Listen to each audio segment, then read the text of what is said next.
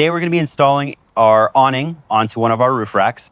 Now, every awning manufacturer has recommended locations for their mounting brackets. Our roof rack has its requirements, especially if you're using the mounting brackets. And if you are using one of our mounting brackets on the roof rack to mount your awning, then you're going to have to go to the roof rack and measure where you can put these brackets. Once you have your locations on the roof rack of where you can put these brackets, you bring those measurements to your awning, mark them up so that you can place your awning brackets from their manufacturer and mount them so that when you take this, it fits properly on the roof rack. Now, we've got our measurements right now. We're going to come in and follow the manufacturer's recommendations for mounting these brackets. A roundabout spot, the support has to be on one end.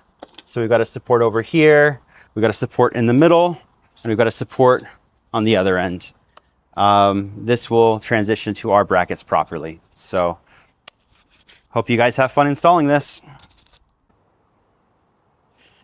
So when installing your awning bracket on your roof rack, you're going to want to find the location that accommodates the awning manufacturer's install locations. We're going to place our awning bracket adapter plate right there.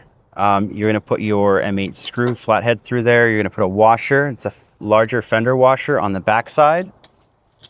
And you're going to have your M8 nylock nut to lock it in place. You're going to want to tighten these down. All of these hole patterns aren't necessary to be used. You only really need to use 2 of them. We have them all there for different configurations. If you're mounting on the crossbar or the X-brace in the middle, you can use all 4 of these holes. On some of our roof racks, they have a triangle hole location, and the spread is different on them. So we have the ability to mount in different locations and not have to remove any hardware that needs to go through to support crossbars at any place.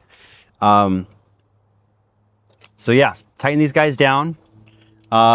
For this awning, it required us to spread 48 inches between brackets.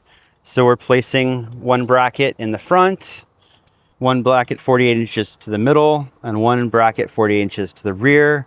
That'll allow for this awning to mount in the location that we want for this rack on this vehicle.